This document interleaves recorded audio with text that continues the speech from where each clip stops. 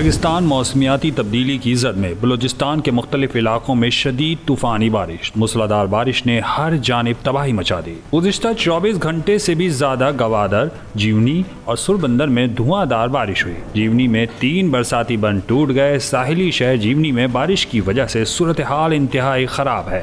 ساحل پر موجود کشتیاں سمندر میں بہہ گئی ہیں، کئی مکانات اور 4 دیواریاں گر گئی ہیں۔ نکاسی آب کا مؤثر نظام نہ ہونے کی وجہ سے گلی محلے تالاب بن گئے ہیں۔ ریسکیو ٹیمیں جیونی نہ پہنچ سکیں۔ شہری اپنی مدد آپ کے تحت پانی نکالنے میں مصروف ہیں۔ ماہر ماحولیات کے مطابق فروری میں ہونے والی یہ طوفانی بارش موسمیاتی تبدیلی کا اثر ہے۔ گوادر میں اس بار غیر معمولی بارش ہوئی ہے۔